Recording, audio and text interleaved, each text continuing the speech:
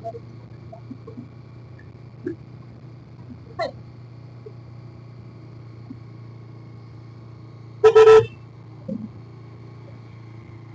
फुल चाहिँ यस्तो छ, दामी छ, दामी फुल। हाम्रो सेकेन्ड टाइम हो यो फुलमा आएको चाहिँ, एकदम राम्रो छ यो फुल। हेलो गाइस, लाइक शेयर गरिदिनु। भाइरल फुल हो यो। अहिले अलिअलि घाम पनि थियो, अब घाम त गइसक्यो, अँधेरो अँधेरो हुन लाग्यो। फेरि पनि हामी घुम्दैछौँ, आज हाम्रो छुट्टी हो। बिजनेसमा घाटा लगाएर हामी चाहिँ घुम्दै घुम्दै हिँड्दैछौँ बुढाबुढी। के गर्नु, कहिले काहीँ घुम्नु पनि पर्छ, काम पनि गर्नुपर्छ, पैसा मात्रै कमाएर हुँदैन। इन्जोय, लाइफलाई इन्जोय दिनुपर्छ टाइम टाइममा। त्यही भएर चाहिँ हामी घुम्दैछौँ यो फुलमा। हामी चाहिँ फुलमा, वाउ क्या दामी छ यो फुल।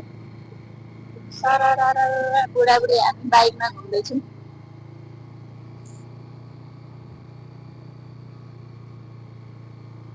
धेरै राति पनि भएको छैन, 6 बजे होला त्यस्तै लाग्दैछ मलाई। यहाँनिर धेरैजना घुम्नको लागि आउनु भएको छ, देख्न सक्नुहुन्छ फुलमा, फुलको माथि। फोटो खिच्ने, भिडियो बनाउने मान्छेको यहाँ कमी छैन, हेर्नु होला। हामी पनि घुम्दैछौँ बुढाबुढी, अब एकछिन घुम्छौँ, घुमेर हामी घर फर्किन्छौँ।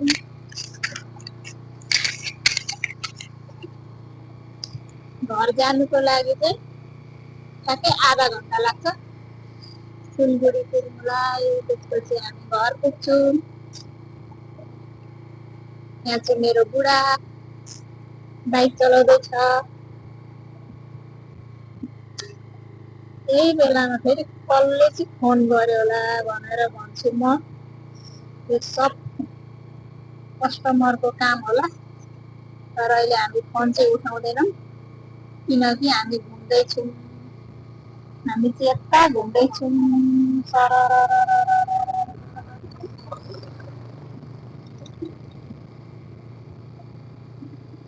हामी चाहिँ अहिले ठ्याक्कै यो पुलको माथि आइपुग्यौँ। यो चाहिँ हो लाभा जाने बाटो होइन बुढो, यो चाहिँ लाभा जाने बाटो हो। वाउ, यहाँनिर दामी छ, दामी दामी छ, दामी।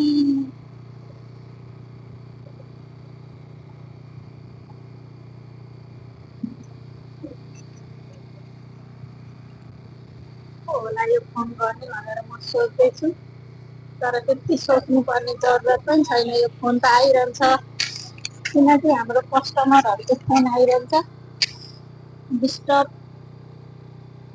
भइदियो, डिस्टर्ब।